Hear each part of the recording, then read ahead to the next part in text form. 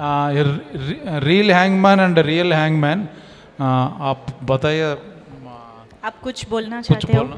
ऐसा था, ये व्यान साहब जो खड़े हैं मेरे पीछे, बहुत ही अच्छे आदमी है ये, और बहुत ही अच्छे इंसान है। ये मेरे पास 5 साल पहले आए, कह रहे पवन जी एक पिक्चर बनानी है यंग मैन। मैंने कहा आप मुझे लोगे या कोई और हीरो है? कहने कि मुझे आप सिचुएशन बता दीजिए। मैंने कहा ठीक है चलो बता देते हैं, मगर दुख ये है कि हमारे जो है ये होनार, मुझे बड़ी खुशी है कि आज ये व्यान जी की मेहनत को आज रंग ला रहे हैं। ये व्यान जी ने मेरी इतनी खिदमत करी है, इतनी सेवा करी है कि शायद मेरा आने वाला बाप भी नहीं कर सकता जो इन्होंने मेरी सेवा करी है। और मैं इनका व्यान जी का शुक्रिया अदा करता हूँ, और जब तक मैं जिंदा रहूँगा व्यान जी का एहसान नहीं मानूंगा मैं। आज इनकी बदौलत मैं आज स्टेज पर खड़ा हुआ है कि मुझे आप वीडियो में देख लीजिए, मोबाइल पे देख लीजिए, मुझे आप मेरी वीडियो बहुत हैं, आप अगर देखना चाहते हो तो। लेकिन व्यान जी के लिए मैं स्पेशल आया और इन्होंने मुझे जहाज़ से बुलाया और जहाज़ से ही घर जाऊँगा। लेकिन व्यान जी का बहुत शुक्रिया अदा करता हूँ, हर किसी भी चीज़ की मुझे कोई कमी नहीं दी, हर चीज़ में इन्होंने मुझे होटल क्या, खाना क्या, हर चीज़ का मुझे इन्होंने सपोर्ट किया है। मैं कहता हूँ वेलकम, इनकी पिक्चर बहुत चले और ये कामयाब हो आगे भी, इसके लिए मैं धन्यवाद करता हूँ मैं व्यास जी को भी। थैंक यू सर, धन्यवाद। Thank you Pavan ji. Yes, over to Brahmaji sir. అందరికీ నమస్కారం అండి. ఇప్పుడు బాగా లేట్ అయిపోయింది, మీడియా వాళ్ళు కూడా ఇంకో ఈవెంట్కి వెళ్ళాలి. సో నేను సాధ్యమైనంత త్వరగానే ముగించేస్తాను. ఈ గెస్ట్గా వచ్చిన బ్రహ్మానందం గారికి ముందుగా నేను కృతజ్ఞతలు చెప్పుకోవాలి. ఆయన జనరల్ రారు, ఎంతో నచ్చితే కానీ రారు. నేను వెళ్ళి ట్రైలర్ చూపించి బాగుందిరా, బాగా చేసావు, డెఫినెట్గా నీ గురించి వస్తానని చెప్పి నిజంగా వచ్చారు. ఆయన కంటెంట్ గురించి మాట్లాడారు, సరే నవ్వించారు. చాలా థ్యాంక్స్ బ్రహ్మానందం గారికి. అలాగే అసలు ఈ సినిమా డైరెక్టర్కి నేను చాలా రుణపడి ఉండాలి. నా మీద ఒక యూనిక్ స్క్రిప్ట్, రియలిస్టిక్ మూవీ నన్ను అనుకోవడం అనేది నాకు నా అదృష్టం. చాలా కష్టాలు పడ్డాం సినిమాలో, బడ్జెట్ లేదు, కింద మీద పడుతున్న టైంలో లక్కీగా actually model come hero come play boy మా అజయ్ మైసూర్ గారు ఎంటర్ అయ్యారు ఆస్ట్రేలియా నుంచి with number of cars and babes. అంటే ఆయన యూట్యూబ్ సాంగ్స్ చేస్తారు, బాగా పాపులరు. బట్ ఆ టైప్ ఆయన మాలాంటి సినిమాకి ఇలాంటి రియలిస్టిక్ మూవీకి మనీ పెట్టడం అనేది చాలా చాలా ఆయన క్యారెక్టర్ ఏంటో తెలుస్తుంది.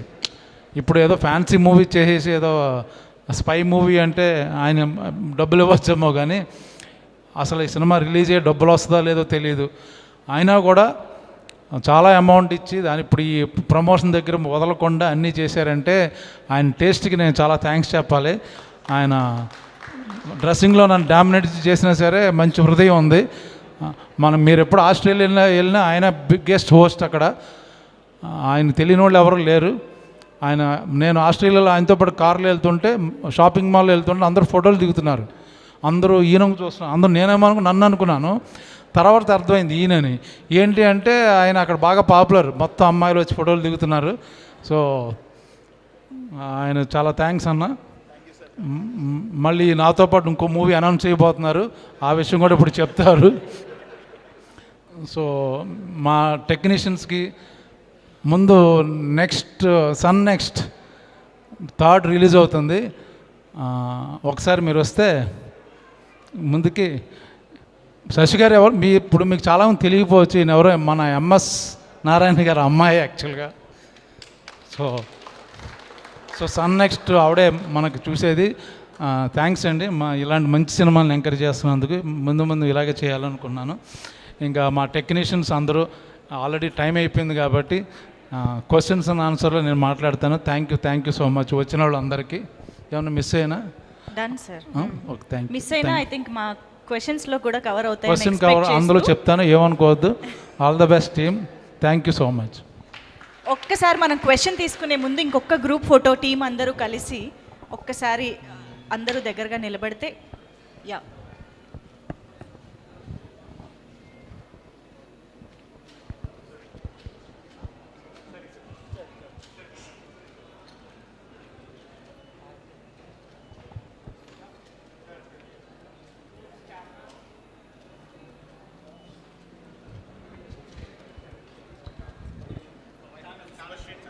Subhashri garu, please come on to the stage to join the photo.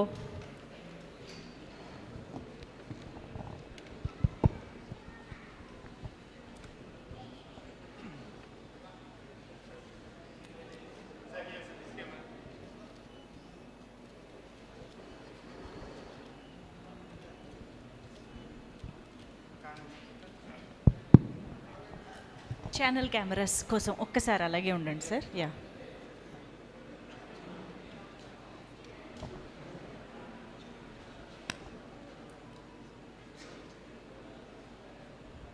Okay అంటే చెప్పండి. Done. Thank you so much. So ఒక్కసారి ఓవర్ టు మీడియా, క్విక్గా బ్రహ్మాజీ గారు. కొన్ని క్వశ్చన్స్ తీసుకుందాం. బ్రహ్మాజీ గారు హాయ్ సార్.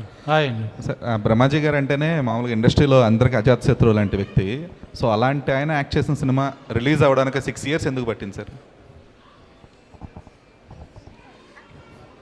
అంటే ఇప్పుడు యాక్ట్ చేయడానికి రిలీజ్ అవ్వడానికి నాకు సంబంధం, నా చేతిలో లేదు.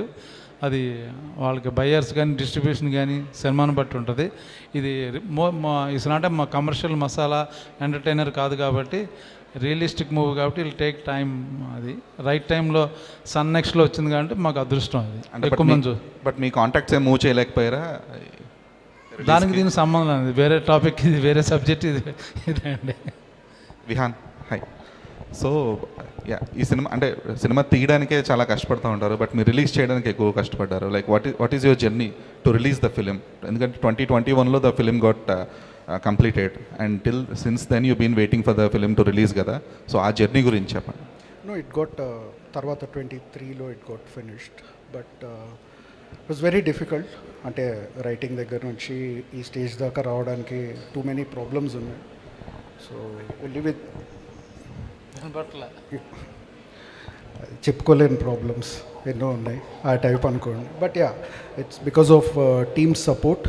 సో అందరూ it took time, but eventually క్లాసిక్స్కి ఎప్పుడు టైం పడొద్దండి, అందుకని ఒక బ్రహ్మాజీ గారు ఇక్కడ సార్, మీరు నిజంగా హ్యాంగ్ మ్యాన్ అయితే ఎవరిని ఉరి తీస్తారు రియల్గా అయితే? ఇప్పుడు ఫస్ట్ క్వశ్చన్ అడిగారు కదా ఆయన. మా ఆవిడనే నా పేరు చెప్పచ్చు కదా అంటుంది.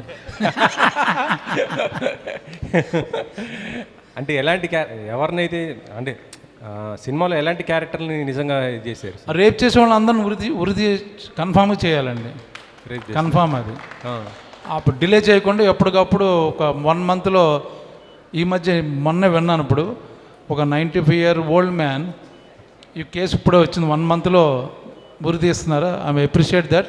అది ఇంకా ఆ లా ఇంకా బాగా టఫ్గా అయితే బెటర్ అని నా feeling, especially in rape cases.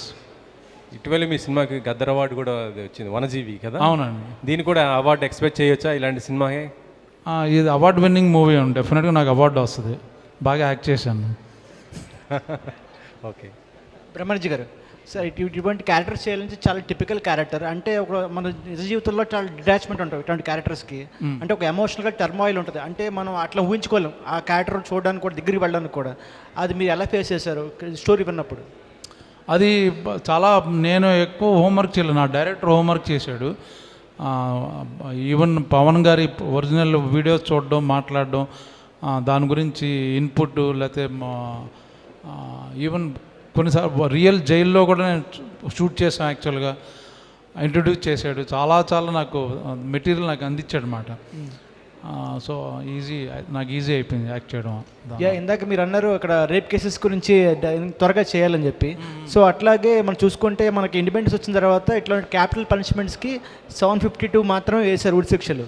So దాంట్లో రీసెంట్గా చూసుకుంటే తిహార్ జైల్లో మన ఢిల్లీ రేప్ కేసులు మాత్రం వేశారు, రేప్ కేసు మీరు చెప్పింది. సో అంటే మన జ్యుడిషియల్ సిస్టమ్ అంత స్పీడ్గా లేదు. మీ రియాక్షన్ ఏంటి? ఇంకా నా ఒక్కడికే కదా, అందరి రియాక్షన్ అదే, చాలా టేకింగ్ టైం. మనకున్న కోర్టులు కానీ, మనకున్న కేసులకు కానీ, మనకున్న పోలీస్ వ్యవస్థ కానీ, లాయర్ సిస్టమ్ కానీ, చాలా జరుగుతున్న నేరాలు ఎక్కువ, వాటికి టైం ఉండట్లేదు. అది మేబీ ఫాస్ట్ ట్రాక్లో జరిగితే బెటర్ అని నా ఫీలింగ్. అది అంటే రియల్ డెత్ మ్యాన్ తీసుకొచ్చారు కదా ఆ హ్యాంగ్ మ్యాన్ని, ఆయన అనుభవాలు ఏం తీసుకున్నారా మీరు క్యారెక్టర్ తీసుకోవడానికి? అవును, ఆయనతో మాట్లాడి డైరెక్టర్ ఆయనతో కూర్చుని మొత్తం ఆయన గురించి డిస్కస్ చేసి ఇంటర్వ్యూ చేసి ఆయన చెప్పింది చాలా మట్టి స్క్రిప్ట్లో అడాప్ట్ చేసింది యాక్చువల్గా. Okay sir. నెక్స్ట్ క్వశ్చన్ తీసుకునే ముందు we have Roll Rida here. Roll Rida గారు please come join the stage. Ajay Mysore గారు మిమ్మల్ని అంత దూరాన కూడా చూసి పిలిచారు. Please come. Yes, next question please. Director గారు, డైరెక్టర్ సార్, యాక్చువల్గా అంటే వీడియో చూసినప్పుడు చాలామందికి చాలా కనెక్ట్ అవుతుంది. ఎందుకంటే సమాజంలో ఇలా జరుగుతుంది, ఒక నిజ జీవితంలో జరిగింది మీరు సినిమా రూపంలో చూపించాలంటే చాలా కష్టం. కానీ మీరు ఎలాంటి స్ట్రగుల్స్ పడ్డారు యాక్చువల్గా? అంటే ఒక సినిమా తీయాలంటే చాలా స్ట్రగుల్స్ ఉంటాయి, మీ పడ్డ స్ట్రగుల్స్ ఏంటి? అంటే ఫస్ట్ ఆఫ్ ఆల్ బడ్జెట్ ఏం లేదు. అంటే అజయ్ మైసూర్ గారు వచ్చే ముందు చాలా ఇండిపెండెంట్గానే స్టార్ట్ చేసినాం.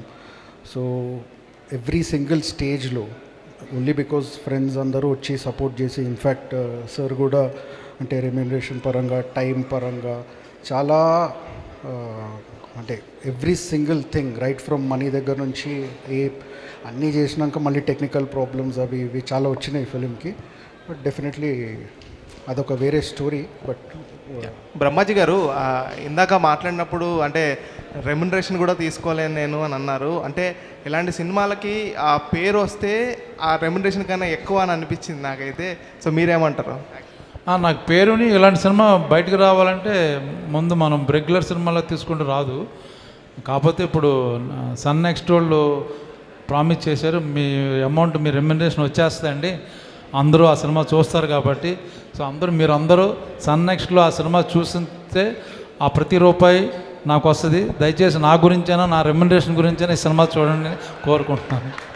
బ్రహ్మాజీ గారు సార్, యాక్చువల్గా 6 ఇయర్స్ డిలే అయింది, షూట్ అయ్యి 6 ఇయర్స్ అయింది, ఇప్పుడు రిలీజ్ అవుతుందని చెప్పి అందరూ అంటున్నారు. కానీ సినిమా షూట్ అయ్యి 6 ఇయర్స్ అయింది, కానీ ఇప్పుడు వస్తుంది, ఓటీటీలో వస్తుందని చెప్పి అందరూ అంటున్నారు. కానీ మీరు 16 ఇయర్స్ అయినా 60 ఇయర్స్ అయినా మీరు అప్పుడు షూట్ చేసినా ఇప్పుడు షూట్ చేసినా ఒకేలా అనిపిస్తున్నారు. ఏంటి సీక్రెట్ ఏంటి?